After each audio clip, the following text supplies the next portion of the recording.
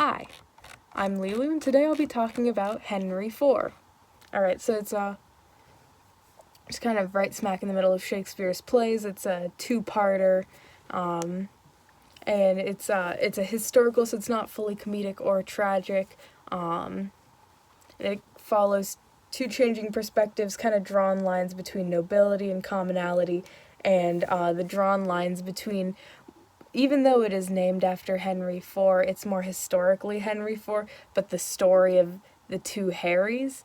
One is Harry, aka Hal, who is basically known for being lazy, cowardly, and a layabout who hangs around with a crowd of ill repute. And the other Harry is Harry Percy, aka Hotspur, who is beautiful and beloved and a noble's son and an earl's son, and everyone loves him. He's great. He got his name for battle. He's a great warrior. He's honorable, and you'll never guess which Harry's monologue I'm doing. Anyway, Act 1, Scene 1. King Henry's like, hey everybody, I'm talking to my advisors. I'd love to join the Crusades, but it sucks that I can't because there have been so many civil wars, but now people are attacking our borders again. There's angry English, but we're the English, but there's angry English on one side, and there's the Scottish and the Welsh on the other, and that's just, it's no good, no cool. There's a super scary, cool, Welsh leader named Owain Glyndwr, and he's killed like 1,000 of Mortimer's men. Who's Mortimer? He's the cousin of Hotspur and an English leader, and he just got defeated. But then Hotspur, who has been fighting the Scottish, had beat up their Douglas, which is their leader, and he's capturing all of their prisoners that are worthwhile, but he refuses to give any to the king, which sucks. The king was like, I love Hotspur, he's great and my favorite, but now he's not giving me prisoners, so what's the deal, Hotspur? Hotspur, I'm calling you right now, what's the deal? Now, but Hotspur's like, oh, okay, I'll go to court. Meanwhile, Hal is off being, he's Harry in the castle, but Hal when he's hanging out with his criminal friends, because he's hanging out with his criminal friends in a bar called the Boar's Head Tavern, and particularly he's hanging out with Falstaff, who is a fat old criminal who drinks wine, but is incredibly witty and fun to be around, so everyone keeps him around. He also has a friend named, Ned Poins, who is a highwayman, and there's a lot of other highwaymen, and they're like, let's go robbing, I've got a great idea for a heist, and Falstaff's like, yeah. And Hal's like, no. And then Poins is like, Falstaff, go over there, I want to talk to Hal, I'll get him to join. And Poins is like, we're going to play a prank on Falstaff. You in? And Hal's like, yeah, I'd love to. I'd love to play a prank. And then he looks at the audience as he's leaving and goes, secretly, I'm hanging out with criminals and people of ill repute that the London and my father don't approve of, so that later, when I prove myself, everyone's like, wow, that's so impressive. He went from 0 to 100 when he could have been at 98 and gone to 100. Everyone's like, okay, that's cool, I guess, but it's for the impression later. Anyway, at the castle, Hotspur arrives. It's like 1111. And he's like, hi, my father and uncle here. My dad's rude, so he got kicked out. But the reason I didn't give you the prisoners was not because of rebellion. It's because you, the messenger you sent was effeminate and talked a lot, and I didn't like that. But I'm not giving you any of the prisoners until you pay for Mortimer's bail. And the king's like, Mortimer probably got captured on purpose to marry that Welsh girl, because she's definitely married to him now. He's like, oh, well then I'm gonna assemble the Welsh and the Scottish and some displeased English, and we're gonna rebel against you, but I'm not telling you that, I'm speaking it to the audience. Anyway, I'm going. I'm Hotspur and I don't think my decisions through.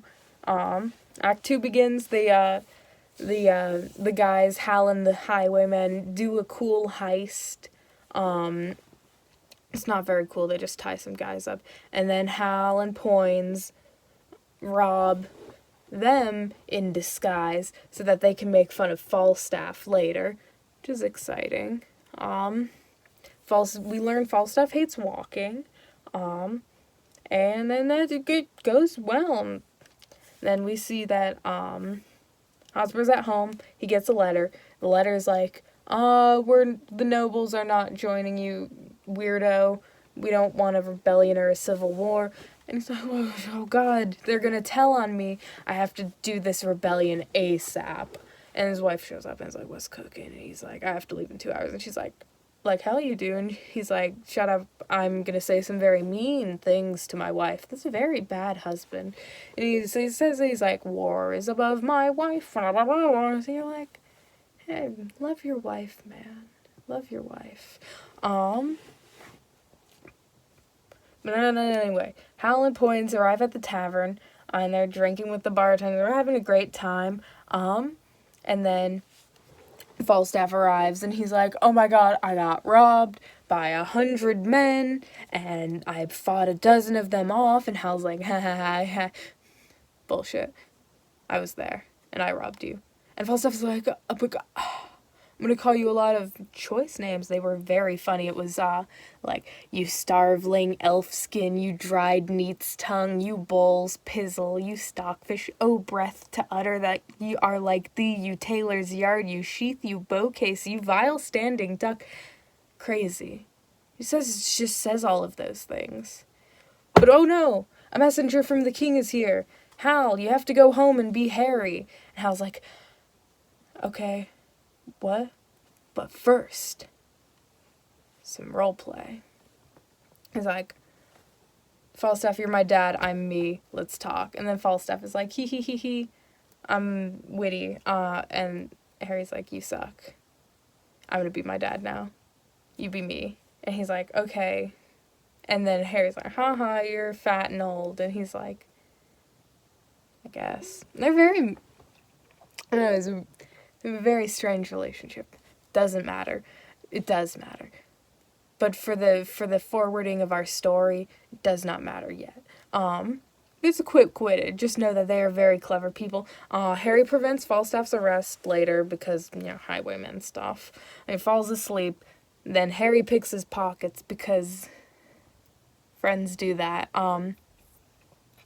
Then Hotspur and the lads talk about war, and they're like, yeah, war. But then they have to say goodbye to their wives, and they're like, boo, war.